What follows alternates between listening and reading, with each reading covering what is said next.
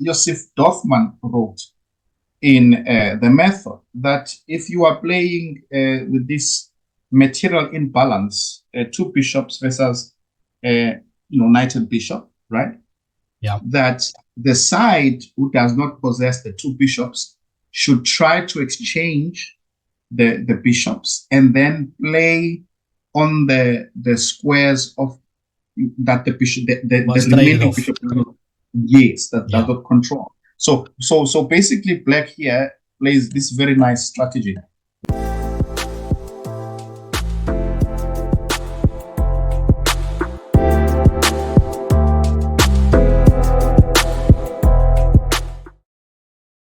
Chess, nonsense, and analysis. Yes, Watu. Here we are again. What are we having a look at today? Today we're looking at the recently concluded South African Open Championship. Nice. This one happened in KwaZulu-Natal, in Durban. It was a very interesting field, I feel. Many young players, many up-and-coming players as well. And just a very exciting tournament to watch. Were you watching? Well, I must admit that I have not watched most of it. Did jump in here and there to watch some results. Interesting field indeed. I think the top seed was Vanele, right? Vanele Mango. Yes, if I'm not mistaken. Vanele was the top seed. Then FM Mango. Then seeded number 2 was IM Providence. Providence, yes, yeah. He was second, and then you had a couple of very interesting players. I think Keith Khumalo and the newly African champion, under 18 champion, right? Michael Simpson was also somewhere there. Yeah. You had then Khanya Mazibuko was there. Khanya Mazibuko. You had a number of players. A number of young players there. Yes, basically. I think Steiner's Ethan Samuels was also there. Yes, he was there, and I was actually very keen to see how he was going to play, because I remember in one rapid event he had a phenomenal tournament. Yes. Ethan always shows signs of brilliance every once in a while. I think he's almost done studying or working and studying, so would be interesting to see if he focuses a bit more on chess. But yeah, and I think in general it was a younger field, not your usual SA Open field, I would say, with your here and there you would see a grandmaster or some more a bigger bulk of players. But certainly every time SA Open happens, it's interesting, and it's usually a dogfight. So how was this one? What happened in this one? This one was very interesting. When I was watching, for a while I thought that Keith Khumalo was taking it. He was leading for a while, and the fight was between Keith Khumalo and Fia, Joseph Mwale, and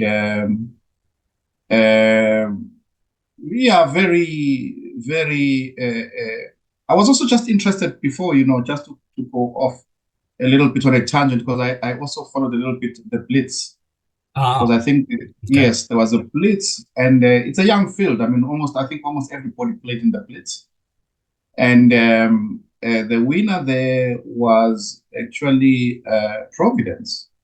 Which to me was also quite a surprise, because there's a number of very good Blitz players.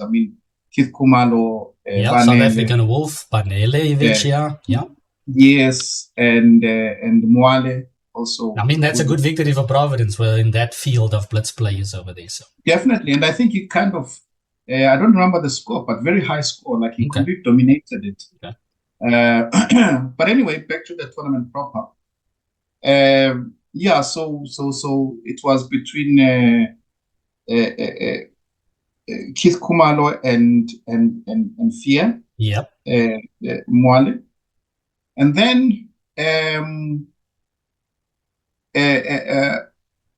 winner, the eventual winner, Khanya Mazibuko, actually manages to beat both of them. I mean, went on a rampage there at the end. Definitely. So he came through and he first beat Mwale, I think, and then afterwards he then beat Keith and if I'm not mistaken, both of them with the black pieces. I think both, which is quite phenomenal. Yes, I think that's quite impressive. Yeah. He beat, I think, both Mwale and Keith with black. What happened to Banele though? You know what happened? Yeah, Banele was there, but he was making a lot of draws. Okay. In the field, I think it was that event for him. Mm-hmm. He somehow, I think, never got going. A lot of players were taking draws from him. Yeah. And that generally slows down the momentum. So I think he never got going in that. That happens. It happens every once in a while. Yeah. Okay, so Mazibuko took the tournament. Wait, yes. he ended up on the same score as Keith at the end, right? Yes, exactly. So in the last round, I think what happened was that he was half a point ahead, and then he played against Keith Rust, I think on board one, and Keith, I'm not sure who Keith was playing, but Keith won. Okay. And then they tied. In the end. Mazibuko took on direct encounter. Yeah, on direct. Yeah, took on direct, and so a well-deserved victory. So we have a new. I think it's his first SA Open championship, if I'm not mistaken. Must be, yes. Well done to Khanya. Yeah. So basically, though, for me, the nonsense part comes in when I think about. There's a certain game that comes to mind that he played. Do you remember that tournament in Moja? Moya, yeah. I think I played it only once. It was last year, 2023. I joined. Everybody's enjoying this event, so yeah, I played in it in 2023. Yes, I also was playing. Oh, yeah, we played as well. Yeah. Yes, and there was one round. One round. It was in round 5, and game ended up pretty quickly. And it was a game that for me is interesting because so I think we should have a look at this game. Okay. And it's a game that was played between Johannes Mabusela.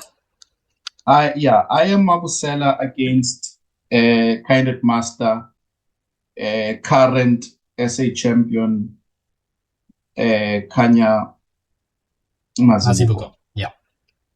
I think I've got some vague memory about this one actually. Yes. Okay. Let's jump into the game. Let's have a look. So this was round 5. Round 5, yeah, in the Moja, and I am Mabusela plays E4. And maybe this was already a little surprise for Mazibuko because I am Mabusela normally plays 1 D4. Yeah. I remember Mabu switching over to D4 a long time ago. I think it was some Olympiad. When he went to Olympiad, then I first noticed him playing D4 a lot.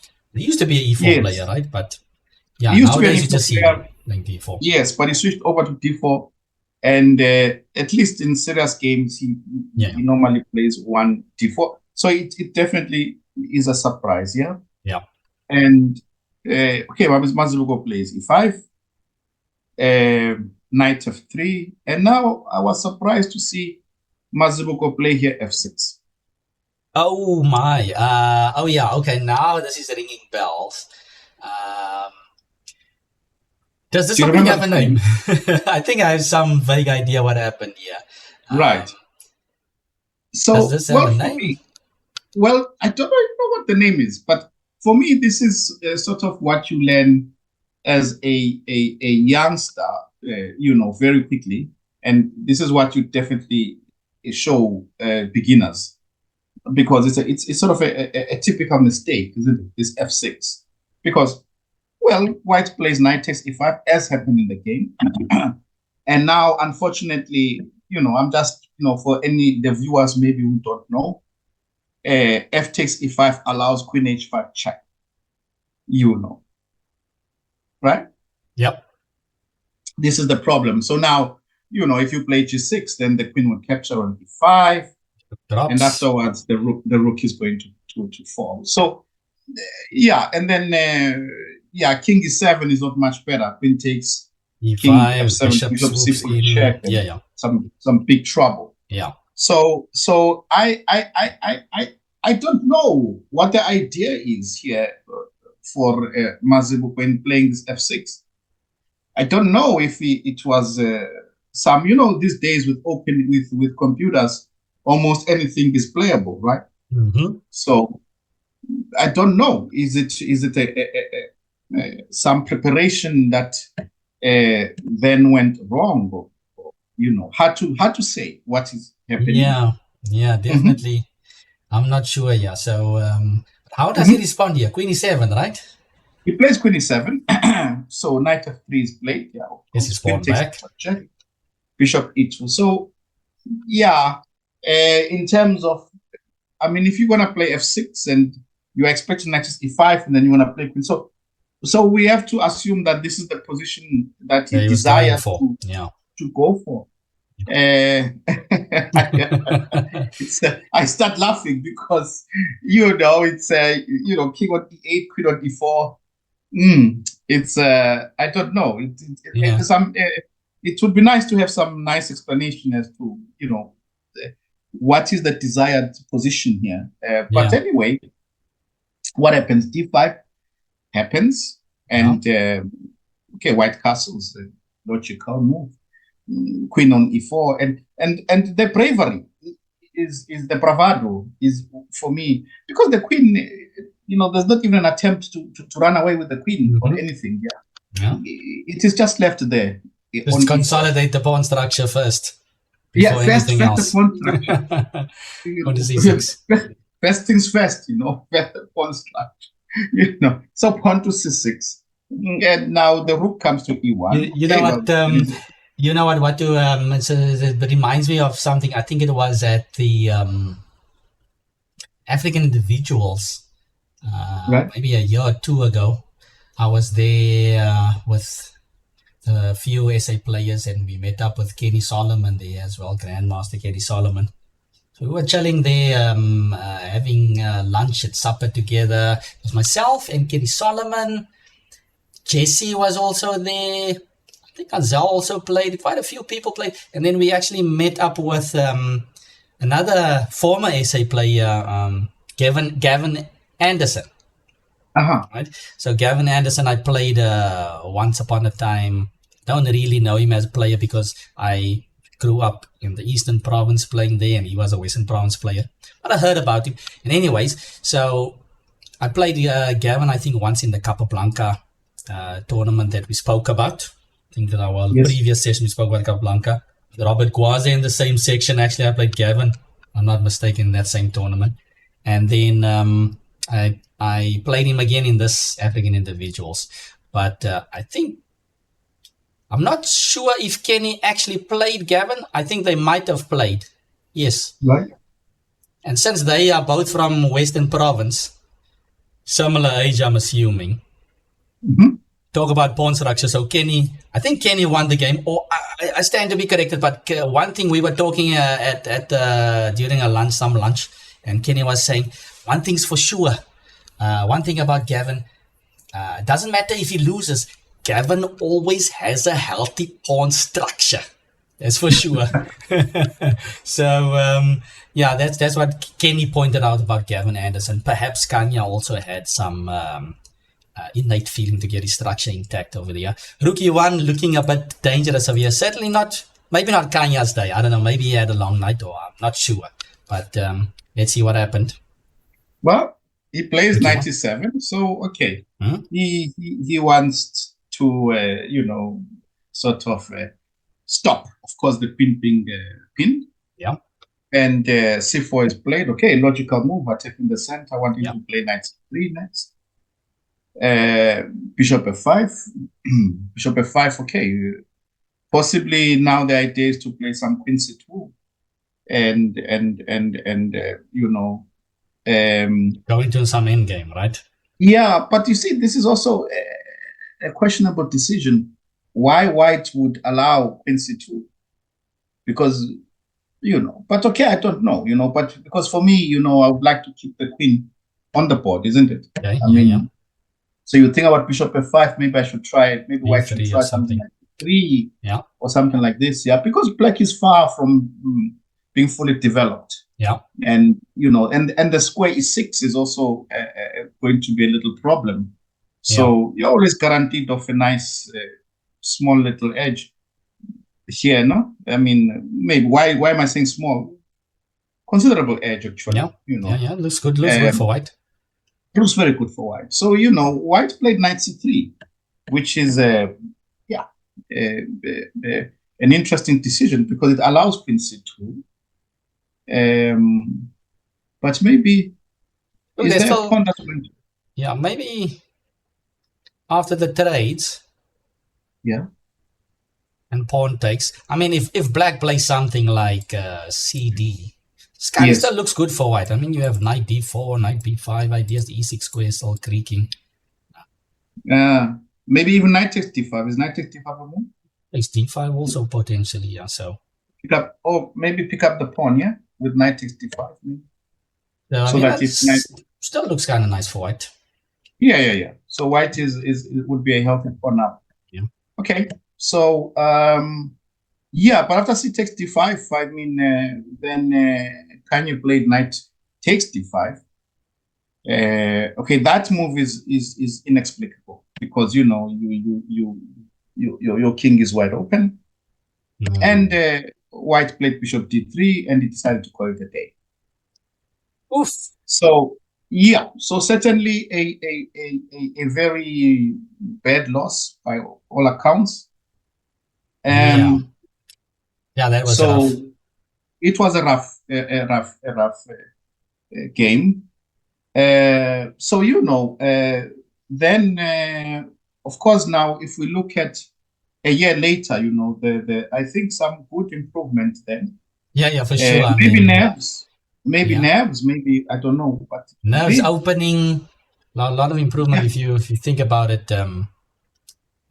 Going on to win SA Open from exactly. This, it's anything is possible, right? So let's see. So this was the end of the game, right? Yeah. This was the end of the game, 12 moves. So I think it's encouraging to any junior that you can lose in 12 moves. Basically, not much different from somebody who would have been starting chess a few months before. I mean, really, with a bit of work and this and that, it's possible to perform even after this year. Yeah, it's also like, I think it's Benjamin Feingold, right? Grandmaster Feingold that says, don't push your F pawn. Yes. Maybe remember that one as well. Should be useful. So shall we go on to current events, SA Open? Yes. Let's look at the SA Open that he played now. So he plays this game against Joseph Muale. And he's got the black pieces again. He's got the black pieces. Well, for me, I was sort of impressed with the technical, the conversion side of things. Let's have a look. So, this is played, and this normally Joseph always plays this. Yeah, his favorite of his. Yeah. Favorite of his. Smyslov one was also dabbling into this because your argument is that I'm going to play something like a red D, but I already have before in some tempest because I'll play on the queen side, right? Yeah. Yeah. Okay, bishop g7, bishop b2, and d3, a5. I think this is a very effective method against this setup. So we see completely two different set of players here. The one player in Moja, Khanya, was completely unsure about his opening, but here I think he chooses a very decent setup against this. Okay, but you at least see some of the framework is still there, right? If you compare some resemblance. Yeah. So you still see some of the structure there. Some resemblance is there, but at least at least the queen is not on e4 this time. Yeah, for sure. Some nice structure against this ready. Queen takes, nice. So it develops normally. C4, knight d7. Yeah, I kind of like what black did actually in the opening. I like it. Yes. This is quite nice. Yeah, solid. And white plays h3, bishop takes f3. Okay, of course, white must take back with the bishop. This is clear. Yeah. Right? White must take here back with the bishop, and then okay, one can argue that black does not have any problems, but certainly white should be slightly better. White is quite fun. Yeah. Some slight pull for white, and okay, some pressure in the center and so on. But okay, it was not Joseph's day because Joseph plays knight takes f3. So unfortunately, knight takes f3 allows black to take on c4, and now white has got an isolated pawn. And this square on c5, well, two, but the c4 pawn. Yeah. And this square on c5 is more like an outpost that the knight wants to occupy at some point. Yeah. But okay, first and foremost, he plays in a very classical manner here. This was, for me, impressive. Rook fd8 is a good move. First, we bring our pieces to the game. And after queen c2, if you think about it, in this position, white's very good piece. Maybe we could argue about the bishop on b2, but certainly the piece that is going to hold the position together is the queen on c2. Yes. Right? Because there are many weaknesses, and the bishop on g2 is kind of restricted. So you need a piece that will defend those white squares, so the queen. Yeah. And this realization by Khanya Mazibuko, and for him to play queen a4. Queen a4 is a very nice classic move. Nice. I feel. To exchange this strong defensive piece. And then now afterwards, so black's dream would be white plays queen a4, rook a4, and after we move our rook to a8. That would be the dream, right? Yeah. We're just dominating. So he plays queen b3. A logical move, hoping, taking p7, if queen takes b3, queen takes b3, fixing the structure. Yeah. But knight c5 is logical. Queen e3, hitting the knight, and knight e6. Okay. Rook f, the pawn was hanging, so rook c1. And now knight g4, little tactic here, because you can't take the knight because it takes on b2, but okay, queen b6 goes back. And so of course, if white goes back, queen e3, I'm sure black will not repeat, yeah. Because black is already slightly better, and black will most probably want more. But okay, white played bishop c3, queen a7, good move. And now the problem is f2 is also a problem, because next knight e4 is coming. Either way, even if you play queen b2, knight e4 can come. And attacking f2, attacking c3, and so some problems. So you are almost forced to capture rook c2 and knight e4. So this I like very much, because this is following what Joseph Dorfman wrote in the method, that if you are playing with this material imbalance, two bishops versus knight and bishop, right?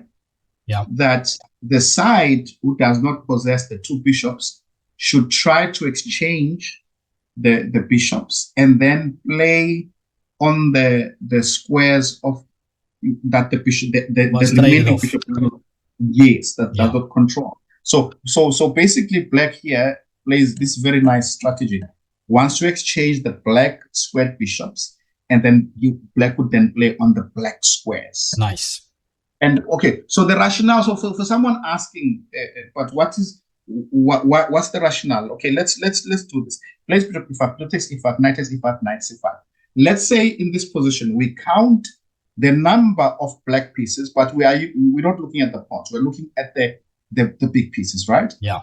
And let's imagine that we were to count the number of black pieces that could attack black squares. We would say certainly the 2 knights, right? That's 2. 2 rooks, that's 4. The 2 rooks, that's 4. Then we say, okay, for white, how many pieces can defend the black square? Right? That's 3, right? Well, the 2 rooks for sure, right? 2. The knight, 3, but not the bishop. Yes. So white has basically almost a piece more down on the left. Yeah. Sorry, excuse me. White is a piece down. Black has got a piece more on the black squares. Yeah. So this would be the yes. And I think in this position, Joseph is frustrated because he's got the white pieces and did not get an advantage and makes just one little mistake, probably oversight, probably whatever the reasons. But I think it's frustration more than anything. And instead of sitting and defending this position, he instead blunders basically a pawn with knight d3. And I think just frustration. And the nightmare is the c5 square is still black's for the taking, right? You get rid of one knight. You get rid of one knight. The other knight is still happy to go to c5, right? It's not really a solution because even though you've given a pawn to get rid of this knight, the other knight is still coming. It's like that you wake up from a nightmare and you go sleep and then you go continue with the same nightmare. Absolutely, you cannot escape. But okay, so this is not like fear. He was under a lot of pressure here. So no, of course. I mean, this is definitely not his day, level. And then knight takes c5, and a couple of moves were played, and eventually black won.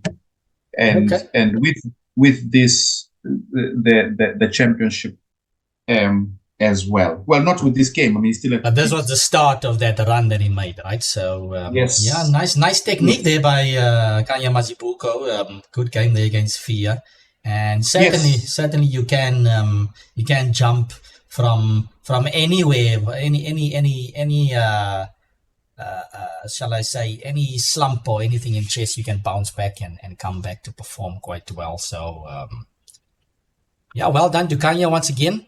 Interesting games. Well done. New SA Open champion. Congratulations. And, yes. And let's see. Maybe there's more to come. But I think that's enough nonsense for today, Watu. Definitely enough nonsense for today. Thanks for entertaining us. And of course, viewers out there, feel free to comment. Feel free to like and subscribe.